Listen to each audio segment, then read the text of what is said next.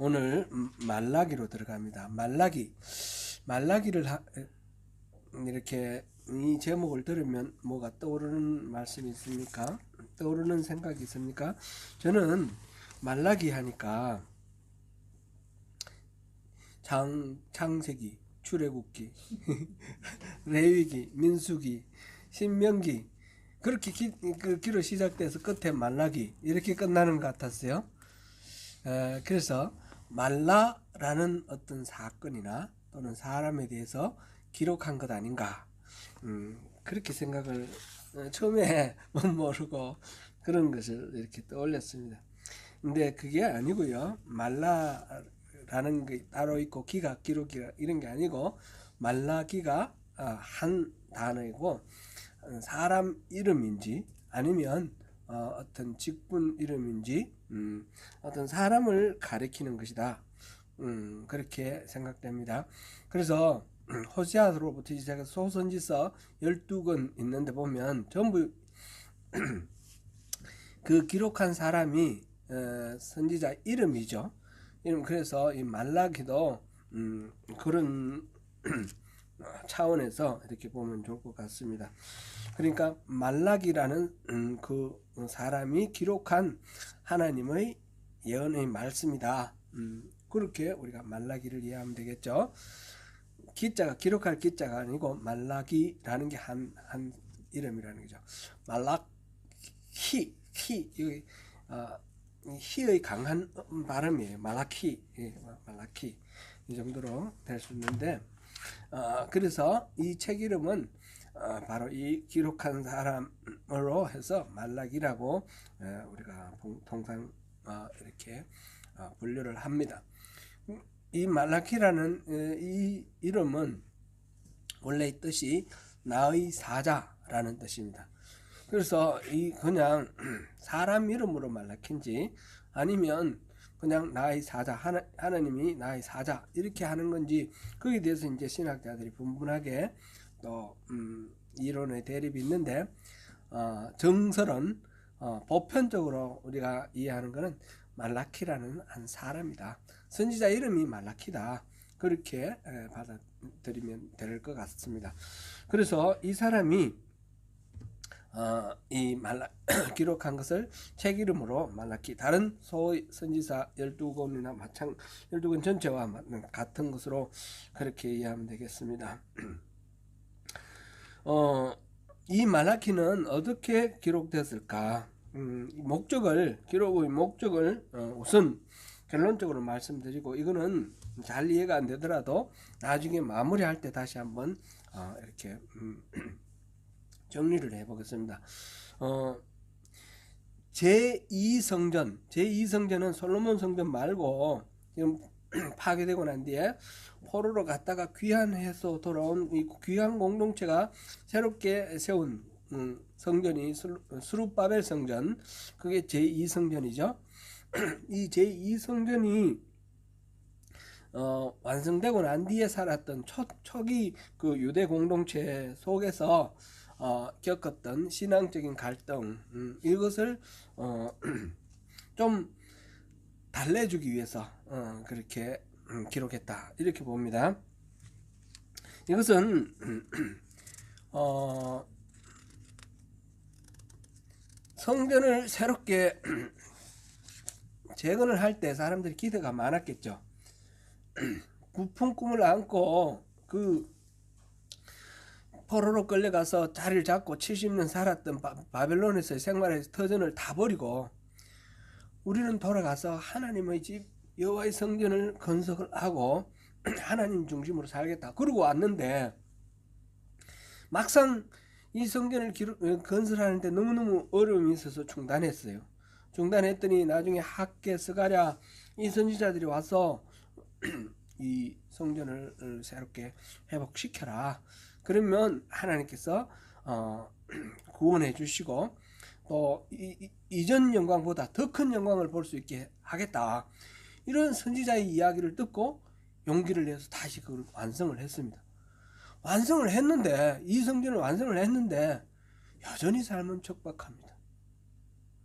저 강대국 페르시아를 중심으로 해서 강대국 이집트 뭐 이런 외국 이방 민족들이 압박은 여전하고 자기들의 경제는 풀리지도 않고 그러다 보니까 내부적으로 서로 보듬고 껴안아야 할 이 귀한 공동체, 그 어려운 환경을 무릅쓰고 돌아왔잖아요. 그랬는데 이 안에서 갈등이 생기고 서로 미워하고 파가 나눠지고 막 이러는 거예요. 너무너무 고통스러운 거예요. 그러니까 하나님께 원망합니다. 하나님, 도대체 하나님 우리 사랑하시는 거 맞습니까? 이런 식으로 하나님께 원망할 때에 거기에 대해서 이렇게 마음을 다독거려 주시고 위로하시고 달래기 위해서 이 말라기 선지자를 통해서 하나님이 말씀하셨다. 이렇게 첫 번째 목적을 그렇게 봅니다. 귀한 공동체의 그 신앙적 위기를 달래고 다독거리기 위해서. 두 번째는 그런 것과 마찬가지로 비록 환경은 어렵고 힘들지라도 하나님의 말씀대로 살아가는 게 아무리 벅차고 어렵더라도 그것이 맞다. 그게 참된 신앙이다. 이걸 가르쳐 주려고 하는 거예요. 그러니까 여기서 다루는 내용들은 신앙생활 나름대로 어려운 가운데서도 제사 열심히 드리고 나름대로 신앙생활 열심히 하려고 합니다. 그런데 그 속에 잘못된 게 너무 많은 거예요. 그래서 이 말라기를 통해서 바르게 신앙생활을 하자. 이거를 가르치기 위해서 말라기를 기록했고요. 그 다음에 이제 스가랴서에서 예언되었지만 그 앞에서도 많은 예언이 있었지만 곧 여호와의 날이 다가올 거고 메시아가 올 건데 이 말라기에서는 메시아가 오기 전에 엘리야가 온다. 선지자 엘리야가 온다. 이걸 알려주려고 하는 거죠.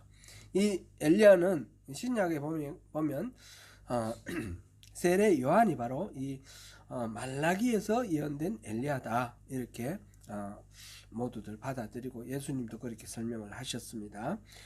그것을 알려주기 위해서 이 말라기를 썼다. 첫 번째는 어려운 가운데 위로하고 달래주기 위해서. 두 번째는 그런 가운데서도 바로 신앙생활을 해야 된다.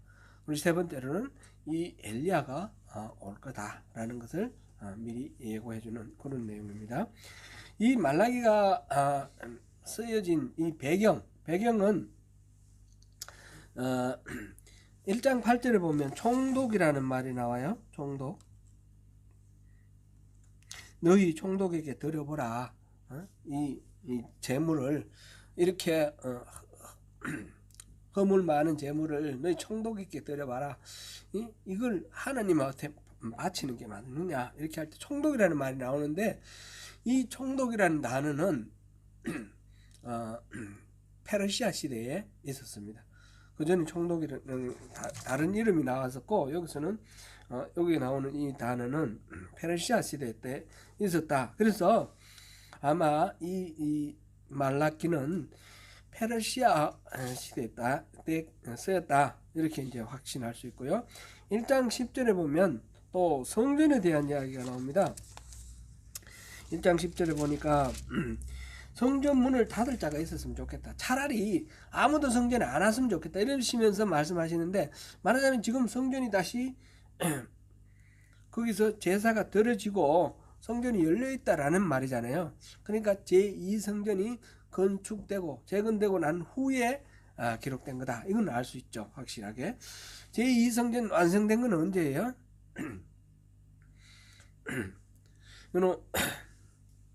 이거는 암기하고 계시기가 좀 쉽지 않은데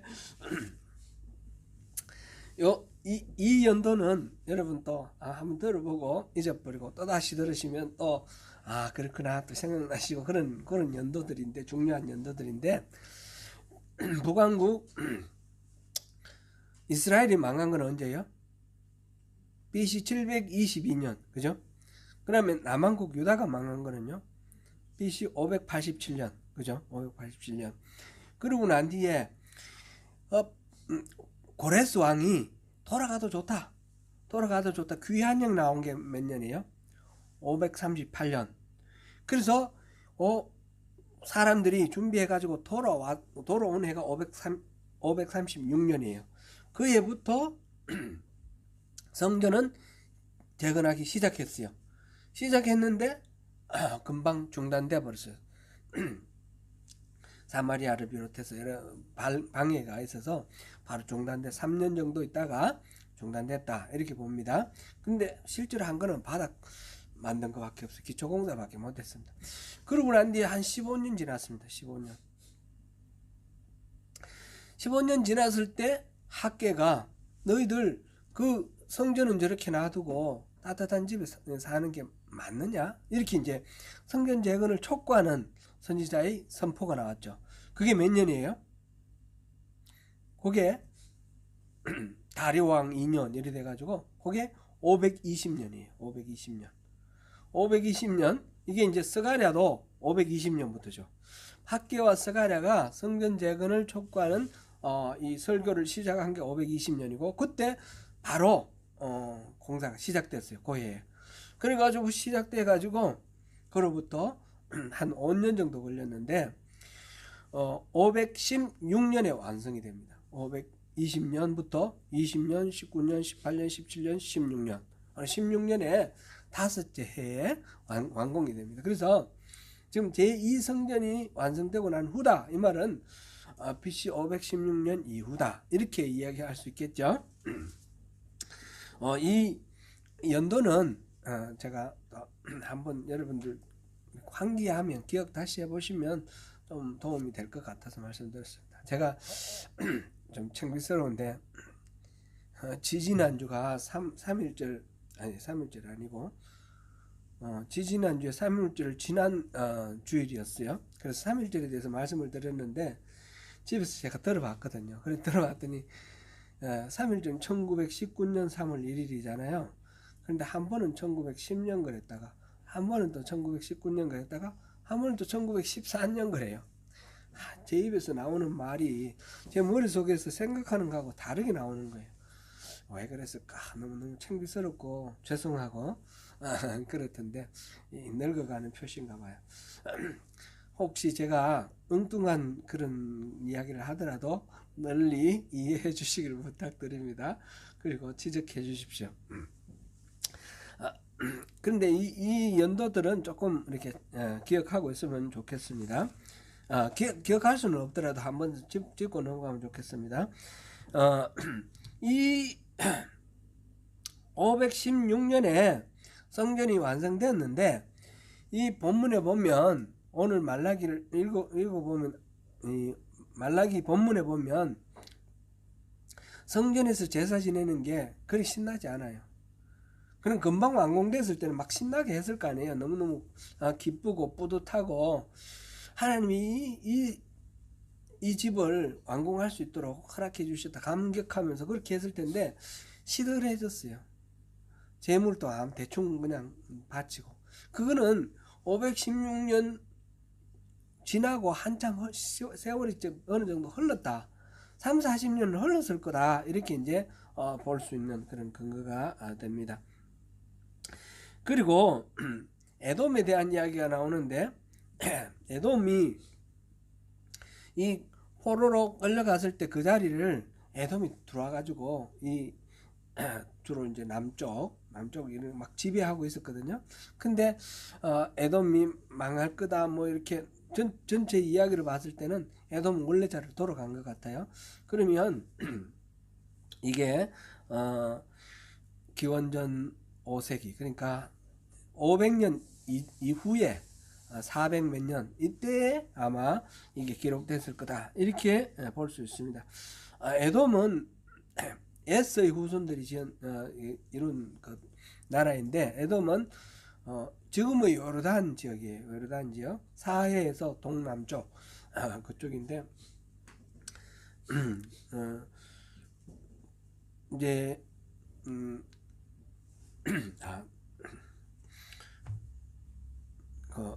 그 이스라엘 영토의 남쪽 지방도 이렇게 차지했다가 이렇게 물러간 그런 상황으로 봅니다.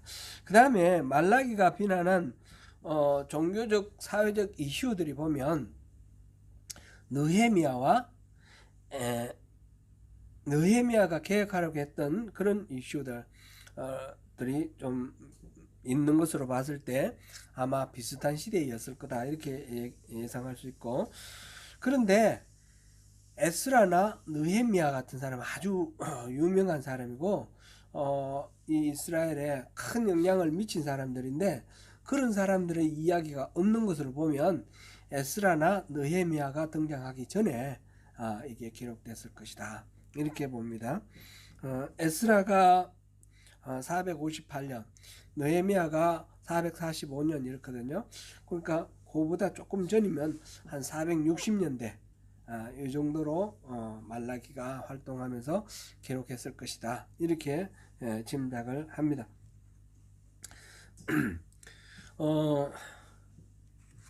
저는 이제 이렇게 생각했어요.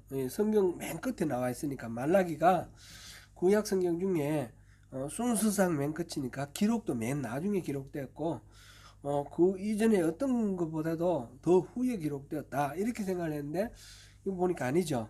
에스라, 느헤미야도 그 뒤에 기록되었고 신학자들이 볼 때 가장 나중에 기록된 것은 역대기가 아닐까 이렇게 봅니다. 그렇게 이 말라기 이후에도 이런 기록된 것들이 많고요. 근데 이제 이후에는 예수님이 오실 때까지 한 400년간의 이런 성경 기록이 없어요. 그래서 뭐 암흑기다 그러기도 하고 하나님의 뭐 나타나심이 끊겼다 이렇게도 하는데, 또 꼭 그렇게 보기도 또 단언하기는 어려운 그런 면이 있겠죠. 꼭 기록 안 됐을 수도 있고요. 그리고 천주교에서 사용하는 성경에 보면 이거를 중간기라 그러는데, 중간기에 기록된 성경이 9개가 나와요. 우리가 말하는 외경이고요. 천주교에서는 그것도 성경으로 인정을 합니다. 마카베오 상하, 그다음에 뭐 여러 가지 토빗, 지페서 뭐 이런 것들이 있는데, 이런 것들이 그 중간에 400년 그 어간에 있었던 이제 여러 가지 일들 하나님이 주신 말씀이라고 기록해 놓은 것들이에요. 우리는 이거는 정경으로 인정을 안 하기 때문에 그저 참고로만 하면 되겠습니다. 참고로 그렇게 말씀을 드리고요. 말라기는 전체 구조를 먼저 이렇게 또 한번 쭉 보면 좋겠습니다. 말라기는 6개의 논쟁으로 되어 있습니다. 6개의 논쟁. 논쟁은 어떤 논쟁이냐면, 하나님이 얘들아 그러면 안 돼. 그러면 사람들이 왜요? 우리가 뭐 어쨌게요? 이렇게 하는 거예요. 그러면 하나님이 조곤조곤 다 설명해 주시는 거예요. 예를 들면 첫 번째가, 오늘 우리 본문 이따가 다시 자세하게 다룰 텐데, 하나님이 너희를 사랑한다. 내가 너희를 사랑한다 이렇게 말하는데, 이 백성들이 사랑한다고요? 진짜 사랑해요? 막 이렇게 따지는 거예요. 그러면 하나님이 이렇게 사랑하신다는 걸 증거를 말씀을 하셔요. 그 다음에 또 두 번째, 여기 이제 1절은 이제 그 서론이고 2절부터 5절까지 여기 이제 첫 번째 논쟁이에요. 그 다음에 두 번째 논쟁은 1장 6절부터 2장 9절까지인데, 제사장들에게 이놈들 너희들이 나를 멸시하냐? 이렇게 하나님이 말씀하셔요. 그랬더니 제사장들이 우리가 언제 멸시했습니까 하나님? 이렇게 이제 따지고 드는 거죠. 그랬더니 하나님께서 이렇게 더러운 예물을 드리는데 이게 나를 멸시하는 거 아니냐? 이러면서 이제 말씀해 주시는 거예요. 이게 두 번째 이 논쟁이고요. 세 번째 논쟁은 2장 10절부터 16절까지입니다.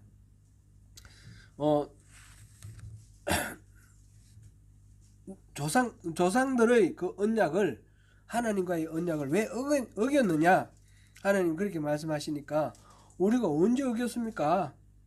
이렇게 이제 따지는 겁니다. 그래서 하나님이 조금 설명하시고요. 네 번째는 2장 17절부터 3장 5절까지. 3장 6절까지 해도 괜찮겠습니다. 아이고 너희들이 나를 너무너무 괴롭게 한다. 계속해서 말로가 나를 괴롭게 한다. 이렇게 하나님 말씀하셔요. 그랬더니 이 이스라엘 백성들이 우리가 무슨 말로 하나님 괴롭게 했습니까? 그렇게 따져요. 그러면 하나님이 조금 더 설명해 주세요. 여기에 이제 네 번째 논쟁이고요. 다섯 번째 논쟁은 3장 6절부터 이건 7절부터 해도 좋은데 이제 6절부터로 할게요. 그 동그라미가 찍혀 있는 게 7절부터 찍혀 있어서 그런데 그래서 12절까지입니다. 여기서는 하나님이 이제 내게로 돌아오라 이 말씀하셔요. 그러니까 우리가 언제 하나님 떠났나요? 왜 돌아오라 하세요? 이렇게 이제 따지는 거예요. 그래서 하나님이 좀 말씀해 주시고 예를 들어서 11조 같은 거 그런 거 말씀하시면서 너희들이 마음이 없는 거 아니냐 그럼 떠나는 거지 이런 말씀 논쟁을 하십니다. 그 다음에 여섯 번째 논쟁이 3장 13절부터 4장 3절까지입니다. 여기도 이제 완악한 말로 나를 대적한다 그렇게 하나님이 말씀하시고 이들이 우리가 무슨 말로 하나님을 대적했습니까? 그래서 논쟁이 일어납니다. 그래서 4장 3절까지가 이렇게 6개의 논쟁이 이렇게 쫙 있습니다. 말라기는 제가 이제 설교 들은 거는 그 11조에 대한 얘기밖에 기억이 없습니다. 다른 거는 뭐 설교를 잘 안 하는 것 같은데 11조도 교회에 헌금 많이 해라 그런 말씀으로 주신 말씀이 아닙니다. 11조에 대해서는 일단 나중에 또 자세히 보겠고요. 하나님께로 돌아오라는 말씀이에요. 우리가 하나님께로 그 말씀이고 이렇게 논쟁을 통해서 하나님께서 이 자녀들이 하나님에 대해서 억울해하고 원망하고 불평하고 이럴 때 너무 나쁜 놈들 그리고 막 그냥 때려서 멸망시켜 버리거나 뭐 호적 파가 이러면서 관계를 단절시킨다든지 이런 식으로 끝내는 것이 아니고 거기에 대해서 얘기도 들어주고 그 다음에 거기에 대해서 또 이해할 수 있도록 납득할 수 있도록 말씀해 주시는 분이에요. 하나님은 이런 분이시다라는 것을 말라기를 통해서 다시 한번 우리가 확인하면 좋겠어요. 그 다음에 마지막 이제 4장 4절부터 6절 사이에는 그거는 이제 부록이라 그럽니다. 부록이 이건 전체 말하면 소예언서 전체의 결론이다 이렇게 말할 수도 있습니다. 모세에게 명령한 그 율법과 법도를 기억하라 이 말씀 그리고 선지자 엘리야를 보내겠다 이 말씀 이 두 가지 내용이 마지막에 4장 4절부터 6절 사이에 나오고 있습니다. 이 부분들은 우리가 다시 자세하게 또 살펴보겠습니다. 이런 하나님께서는 이런 논쟁을 통해서 하나님의 사랑하는 백성들에게 하나님 마음을 충분히 이렇게 납득하고 이해할 수 있도록 설득하시고 또 달래시고 이렇게 애쓰시는 그런 분이시다라는 것을 우리가 일단 확인할 수 있습니다. 오늘 첫 번째 논쟁 보겠습니다. 첫 번째 논쟁 들어가기 전에 1절 보면 여호와께서 말라기를 통하여 이스라엘에게 말씀하신 경고라. 이 말씀 중에 말씀하신 경고의 말씀이라는 게 나와 있어요. 이게 어디 기억나는 거 있습니까? 이게 스가랴 9장 시작할 때, 스가랴 12장 시작할 때 그렇게 나왔죠. 9장 시작할 때는 번역에서 빠졌다 그랬고요. 그러나 그렇게 원문은 똑같은 거예요. 경고하는 하나님의 말씀입니다. 그래서 스가랴스가 이렇게 말한 하나님의 경고의 말씀에 이어서 말라기가 지금 그런 말씀을 하고 있다라는 것으로 우리가 봅니다. 이 경고의 말씀, 경고라는 것은 히브리 말로 마사라고 그랬는데 이거는 짐을 지고 간다. 그게 원래의 의미라고 그래요. 그래서 이 말씀을 하나님 이 말씀을 들으면 부담스럽고 좀 무거운 느낌이 있어요. 그러나 그거는 지고 가야 되는 그런 말하자면 은혜예요. 우리가 주님의 십자가를 지고 주님을 따라야 되는 것과 마찬가지로, 그래서 경고의 말씀을 우리가 들으면 그것이 은혜가 되고 축복이 되는 그런 말씀입니다. 이제 2절부터 5절까지 보면 내용은 단순합니다. 내용은 2절만 먼저 한번 읽어볼까요? 시작. 여호와께서 이르시되 내가 너희를 사랑하였노라 하나 너희는 이르기를 주께서 어떻게 우리를 사랑하셨나이까 하는구도다. 나 여호와가 말하노라 에서는 야곱의 형이 아니냐 그러나 내가 야곱을 사랑하였고. 아멘. 여기서 내가 너희를 사랑하였노라 하니까 너희는 이르기를 주께서 어떻게 우리를 사랑하셨나이까 그냥 질문하는 것 같은데 어떻게 사랑하셨죠? 이런 얘기가 아니라 사랑하셨다고요? 무슨 소리 하세요? 우리 어떻게 사랑하셨는지 한번 말씀해 보세요. 이런 식이에요. 이런 식의 이렇게 좀 저항적이고 반항적인 그런 논조로 이 이야기를 하고 있습니다. 앞서 잠시 말씀드렸지만 성전 재건을 하기 위해서 돌아올 때 얼마나 가슴 설레고 그들의 의기가 양양했고 이상은 높고 가슴은 뜨거웠겠습니까? 그런데 돌아와서 전개되는 과정 속에 너무너무 어려운 일들이 많았어요. 그런데 그 모진 역경을 다 겪고 결국 성전을 완성했잖아요. 성전을 완성해가지고 그 말씀대로 제물을 갖다 바쳤어요. 그럼에도 불구하고 우리 삶은 풀리지도 않고 생계 유지도 어려워요. 그리고 주변 민족들은 계속해서 괴롭히고 그러면서 하나님에 대한 운명과 불평들이 이렇게 나왔는데, 그러다 보니까 하나님이 과연 우리한테 관심이 있으신가? 하나님은 약속을 지키시는 분이 맞는가? 하나님 신실하신가? 하나님 안 계시는 거 아니야? 하나님 원래 안 계시는 분 아니야? 뭐 이런 식의 불신과 원망과 불평, 이거를 지금 표현한 게 어떻게 우리를 사랑하셨습니까? 제가 전에 이거 우리 들으면 안 되는데 들으면 안 되는 얘기 하면 안 되나요? 누구라고 그냥 그러면 익명으로 처리하겠습니다. 누가 하나님의 사랑을 인정할 수가 없다는 거예요. 하나님이 내 인생을 사랑하신다는 걸 인정할 수가 없다는 거예요. 왜냐하면 기도하고 이 하나님 앞에 이렇게 바라고 원하는 것들을 하는 게 하소연을 했는데 하나도 안 이루어졌다는 거예요. 하나도 기도한 대로 이루어진 게 없다는 거예요. 예수님이 십자가 지시고 인류의 구원을 위해서 죽으신 거는 알겠대요. 그거는 내가 인정하겠는데, 그러나 나하고는 상관없는 것 같아. 나는 구원받았지만 이 세상에 인구가 지금 한 80억 되나요? 60억 정도 될 때 그런 이야기를 나눴는데, 이 세상 인구가 60억인데 그 중에 나 하나님이 눈길 돌릴 시간이라도 있겠느냐.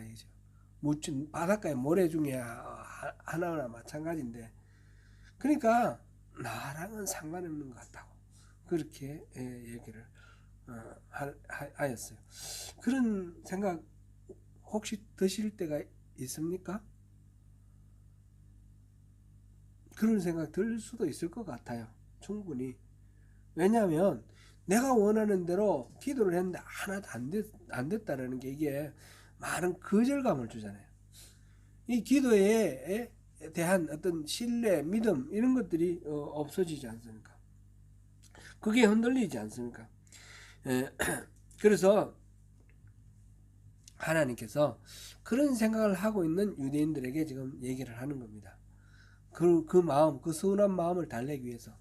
그래서 이제 많은 얘기가 에스가 장자가 아니냐, 야곱이 둘째 아니냐. 그런데 에스는 미워하였고 야곱은 사랑했다. 야곱이 누군가요? 이 유대인들의 조상 아닙니까? 에스는 저쪽 건너편에 있는 에돔의 조상이고요. 그래서 에돔을 멸망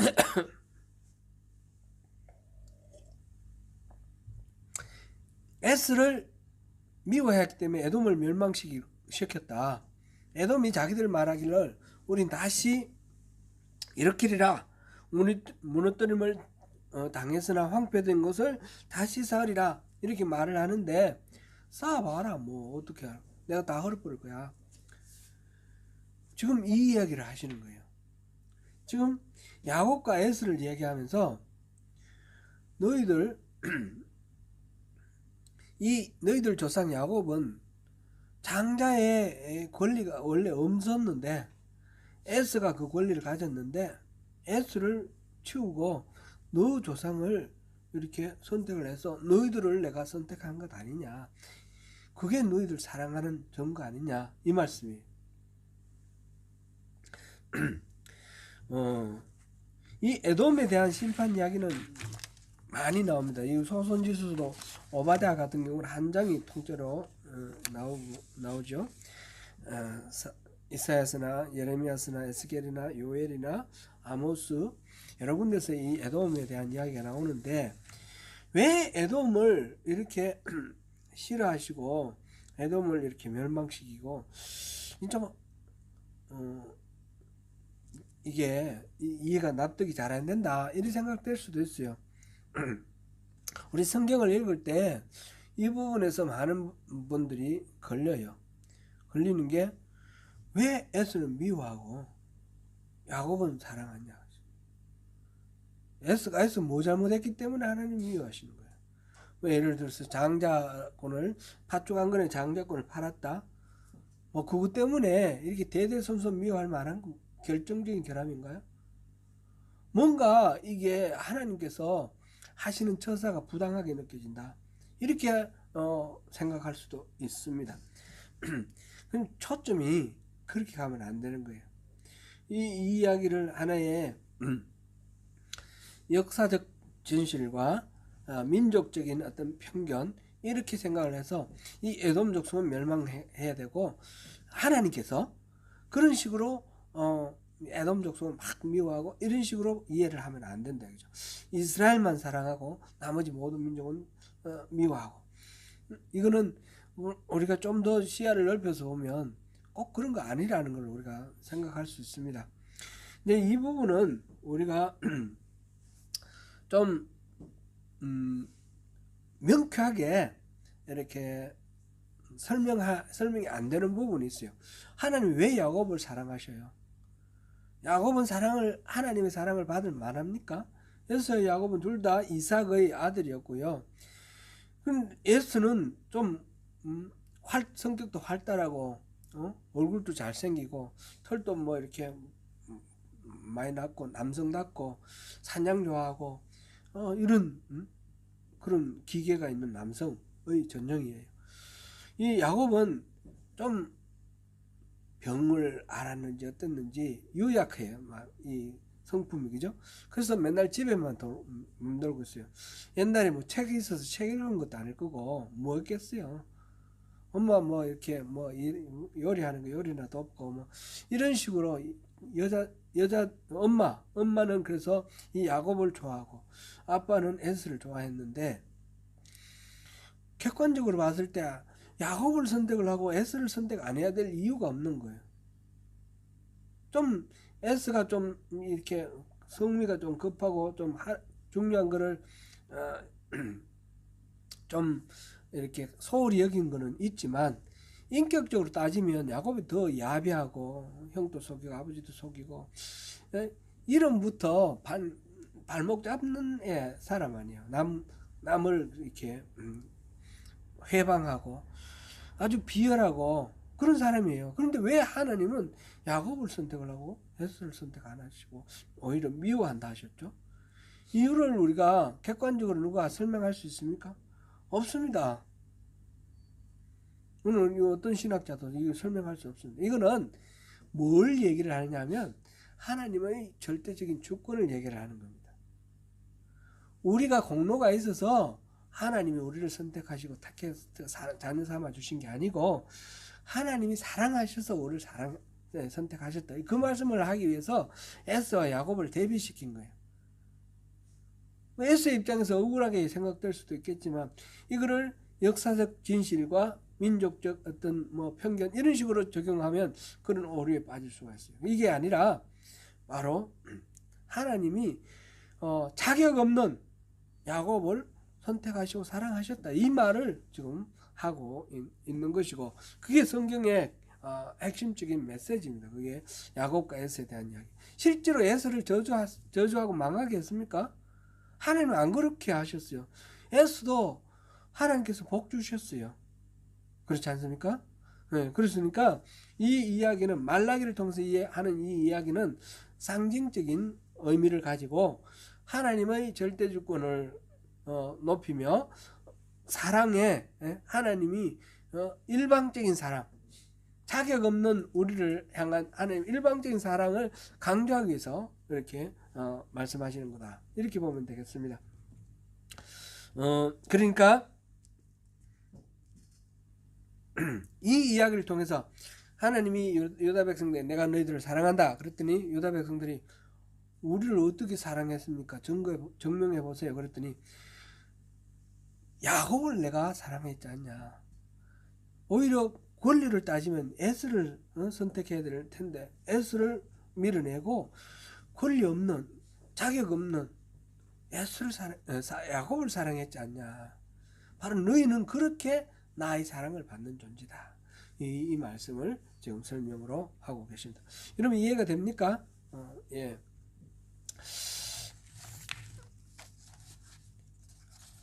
올해 표를 이따가 보고요. 이 야곱의 에스에 대해서 하나님께서 심판을 말씀하실 때는 다른 이유가 있습니다. 이거는 에스의 자손이기 때문에 그런 게 아니고 그랬다라기보다는 다른 이유가 있습니다. 이게 우리가 여러 군데서 이야기가 나오지만 우리 특별히 오바댜를 한번 볼게요. 오바댜를 한번 찾아보세요.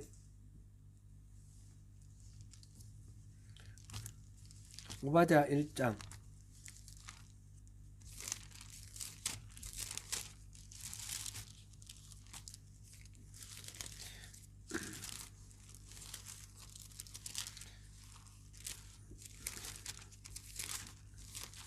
오바댜 1장 10절 에돔의 죄가 나오는데 10절부터 14절까지가 그 에돔의 죄거든요. 10절부터 14절까지 한번 읽어볼까요? 내가 내 형제 야곱에게 행한 포악으로 말미암아 부끄러움을 당하고 영원히 멸절되리라. 내가 멀리 있었던 날 곧 이방인의 그의 재물을 빼앗아가며 외국인이 그의 성문에 들어가서 예루살렘을 얻기 위하여 제비 뽑던 날에 너도 그들 중 한 사람 같았느니라. 내가 형제의 날 곧 그 재앙의 날에 방관할 것이 아니며 유다 자손이 패망하는 날에 기뻐할 것이 아니며 그 고난의 날에 내가 입을 크게 벌릴 것이 아니며 내 백성이 환난을 당하는 날에 내가 그 성문에 들어가지 않을 것이며 환난을 당하는 날에 내가 그 고난을 방관하지 않을 것이며 환난을 당하는 날에 내가 그 재물에 손을 대지 않을 것이며 내 거리에 서서 그 도망하는 자를 막지 않을 것이며 그 고난의 날에 그 남은 자를 원수에게 넘기지 않을 것이니라. 이게 읽어보니까 에돔의 죄가 분명하게 나와 있죠.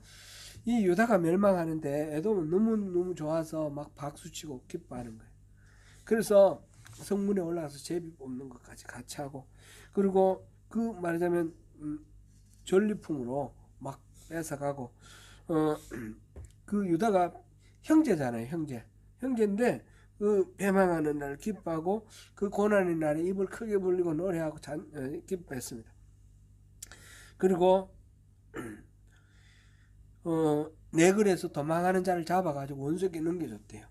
지금 유다 백성들이 적의 공격을 받아서 죽고 도망가고 하는데 그거를 이렇게 피하도록 해주고 도와줘야 될 거 아니에요. 긍휼히 여겨줘야 될 거 아니에요. 형제인데. 그런데 오히려 너희들 꼴 좋다 그러면서 좋아하고 그들 그 재산 빼앗아가고 또 도망가는 사람 잡아가지고 저렇게 넘겨주고 노예로 팔고 이런 식으로 어, 말하자면 에돔의 죄라는 것은 하나님의 백성이 하나님의 뜻과 마음에 다르게 너무 비인간적으로 자기 이익을 위해서 이웃을 이렇게 착취하고 억압하는 그런 모습을 보였기 때문에 하나님께서 노하신 거예요. 지금 올해 우리 표어가 뭐죠? 올해 우리 표어 우리 주보에 나와 있잖아요. 오직 정의를 행하며 인자를 사랑하며 겸손하게 하나님과 함께 행하는 자가 되자. 겸손하게 하나님과 함께 행한다. 하나님을 동행하자. 그 말이죠. 미가서 6장 8절 말씀이죠. 이게 이제 소선지서 전체에 흐르는 중요한 메시지죠. 하나님의 마음을 알게 되면 이렇게 된다는 거죠. 공의를 사랑하고 정의를 행하고 인자를 사랑하며 더 하나님과 동행하는 그게 신앙의 핵심이라는 겁니다. 지금 에돔은 그런 것과 반대되는 하나님을 거역하고 하나님 뜻을 거절하는 그런 쪽으로 살아가는. 그래서 여기는 민족적으로 에돔이라는 걸 어떤 특정한 한 민족적으로 볼 것이 아니라 하나님을 대적하는 모든 악의 세력의 대표, 상징 이런 것으로 우리가 이해를 하면 되겠습니다. 그래서 결국은 우리가 초점을 맞춰야 될 것은 이 에돔보다도 사실은 유다입니다. 유다. 하나님은 왜 야곱을 선택했느냐? 사랑하셨기 때문에. 거기에는 야곱이 내세울 어떤 조건이나 어떤 이유도 없는 거예요. 오히려 인격적으로 보면 더 에스보다도 더 모자라는데 하나님은 야곱을 선택하셨어요. 그거는 절대적인 하나님의 사랑이라는 거죠. 여러분 가운데 저를 포함해서 우리 중에 누가 하나님 앞에 나는 당연히 구원받고 하나님의 그 자녀로서 그래 영원한 생명 누릴 만하다 그럴 사람이 있겠습니까? 나는 그런 자격이 있다 하시는 분 있으신가요? 지금 우리가 예배할 때마다 주 앞에 나갈 때는 자격 없는 내 힘이 아니라 오직 주의 십자가 그 보혈로 우리가 주님 앞에 나가는데 그죠? 이 야곱에 대해서 하나님이 사랑해 주신 것은 자격 안 받다라는 겁니다. 그럼에도 불구하고 우리는 때로는 원망하고 불평하고 하나님에 대해서 섭섭할 때가 많아요. 제가 최근에 그 넷플릭스에서 나는 신이다 라는 그런 다큐멘터리가 나와가지고 그걸 봤습니다. 정명석 JMS 정명석 이야기하고 아가동산 얘기 그 다음에 이제 그 오순절 오대양 사건 그리고 만민중앙교회 이재록 이런 사람들인데 그 참 보니까 참혹해요. 참 모든 케이스가 다 그 피해자들이 너무너무 참 끔찍하고 참 안 됐어요. 그런데 그런 마음과 동시에 어떻게 그렇게 당할 수가 있지? 그런 의문이 드는 거예요. 어떻게 그렇게? 실제로 정명석 그쪽에도 지금 신도가 얼마예요? 교회가 뭐 한 100개 된다 그랬던 것 같은데 지금 그렇고 이재록 그 만민중앙교회도 교인이 13만 명이래요. 이재록이 감옥에 갇힌 지 몇 년이 됐는데 아직까지도 뭐 거기는 교인들이 줄지도 않아요. 정명석이 감옥에 10년 살고 나왔는데 그 교세가 줄어들지 않아요. 굉장히 자괴감이 들기도 했습니다. 이 이단 거짓 이 얘기하는 거 보면 전부 거짓이고 저런데 속을까 싶을 정도인데 그런데 그게 이적이 뭐 병 낫는 그런 사건들이 많이 일어나고 사람들이 그걸 보고 막 몰려들고 그 10만 명, 뭐 요즘 신천지는 몇만 명 되나요? 14만 4천 목표에 도달한 지 훨씬 몇 년 됐지 한 20만 넘었을 것 같아요. 거짓말을 가르치고 훈련시키고 그래서 조금만 생각하면 이거 거짓말이라는 다 아는데 그런 헛된 그런 교리를 가지고 거짓말을 가지고 그렇게 사람들의 마음을 사고 이렇게 하는데 하나님의 진리를 가지고 있는데 왜 사람들에게 선한 영향력을 못 미칠까 그런 어떤 자괴감 같은 게 저한테 막 들었어요. 그러면서 사람들이 어떻게 저렇게 속을 수가 있을까? 이해가 안 되는 그런 말하자면 피해자들인데 피해자들에 대해서 긍휼함보다도 어떻게 그럴 수 있을까? 의문이 더 많이 드는 거예요. 지금도 그렇게 모여 있으니까. 우리 교회는 또 왜 이런가 그런 생각도 들고요. 아픈 사람들도 많고 막 기도해가지고 막 신유의 은사가 있어서 하나님이 막 고쳐주시면 좋겠는데 기도해도 뭐 아프신 분들은 여전히 아프시고 근데 또 꼭 그런 것만은 아니에요. 또 우리 윤건사님 같은 경우는 또 하나님이 우리 기도하니까 또 살려주셨어요. 근데 좀 충분하게 이렇게 하나님 은혜를 막 누린다고 이렇게 확신하기는 좀 미흡한 부분이 있는 거예요. 그렇게 낙심되기도 하고. 여러분들은 어떠세요? 여러분 살아가시는 삶 속에서 제가 볼 때 우리 성도님들 너무너무 성실하셔요. 성실하시고 신앙도 좋으시고 막 이렇게 하나님 말씀 잘 따르면서 성실하게 사시는 분들은 하나님께서 좀 물질 복도 막 주시고 또 건강복도 주시고 막 주시면 좋겠어요. 요한 3서에 보면 요한 3서 그 1장 2절 보니까 우리 잘 아는 이야기 사랑하는 자여 내 영혼이 잘된 같이 범사가 잘되고 강건하기를 내가 간구하노라. 이 이제 영혼이 잘 되는 영적으로 잘 되는 거. 범사에 잘 되는 건 이거는 이제 세상적으로 뭐 성공하는 것 이걸 말한다고 생각하고 그다음에 건강한 거 육신이 건강한 거 그래서 삼박자 축복 이래가지고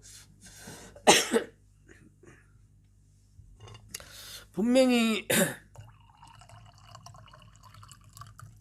하나님께서 그런 거 좋아하실 것 같은데 그죠? 하나님 백성들 근데 성경에 보면 성경에 나오는 인물들이 다 우리가 생각하는 그런 방식은 아닌 것 같아요.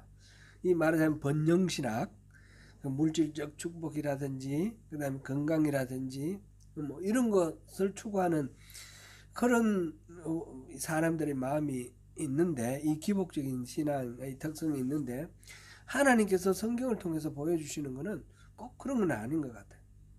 막 고난도 같이 있어야 되고 그죠? 그래도 우리 성도님들은 고난 좀 없고 평탄하시면 좋겠고 그렇게 막 이렇게 바라는데 우리가 좀 그럴 때는 그런 생각을 하면 하나님께 원망도 하고 하나님이 신실하심에 대해서 좀 의문을 가지기도 한데 오늘 이 말라기 1장 이 말씀은 1장 2절부터 5절 이 말씀은 우리 그런 마음에 대해서 답을 주시는 거예요. 야곱이 무슨 자격이 있어서 그 하나님의 자녀가 됐고 선택받았지? 없었잖아. 그러면서 우리에게 물어보시는 거예요. 너는 무슨 자격이 있어서 예수 하나님의 아들 그 귀하신 그분의 보혈의 은혜를 입게 되었지? 너는 뭐가 네 스스로 볼 때 무슨 잘난 게 있어서 구원받아서 하나님 자녀가 됐지? 제가 생각해 보니까 하나님께 원망하고 불평할 게 없어요. 저만 그렇게 생각되나요? 구원해 주신 것 이게 너무너무 큰 거잖아요. 이게 전부잖아요. 하나님 한 분만으로 나는 만족할 수 있다는 생각이 드는 거. 그 말씀 해주시려고 말라기에서 우리를 이거를 읽게 하셨고 이걸 보게 하셨고 우리를 초청하셔서 하나님께서 설명을 하셔요. 우리가 고민을 하면서 불평하고 원망하는 것에 대해서 하나님 나쁘다 너희 놈 그러면서 혼내시는 게 아니라 들어주셔요. 그럴만하다. 네가 그렇게 생각하는 것도 좋다. 지금 이 말라기에서 유다 백성들에게 하나님 들어주시면서 그 입 닥쳐 이러시는 게 아니라 조곤조곤 설명해 주시잖아요. 우리에게도 이 성경을 통해서 설명해 주시잖아요. 제 마음에 설명이 됩니다. 여러분은 어떠신가요? 이 하나님의 은혜를 붙드시길 바랍니다. 아멘. 네. 현실 속에서 여러 가지 불투명한 것들이 있지만 내가 다 이해할 수가 없어요. 이해할 수가 없지만 그럼에도 불구하고 하나님은 나를 택하셨고 나를 사랑하신다는 것. 하나님이 신실하신 분이시라는 것. 하나님은 완전히 사랑의 정수고 사랑의 덩어리신 거예요. 하나님은 사랑 자신이세요. 주님, 그 사랑이신 주님 안에서 참된 평화와 기쁨을 누리시면서 오늘 이 일상의 많은 문제들 속에서 승리하며 나가시는 저와 여러분 되시기를 축원합니다.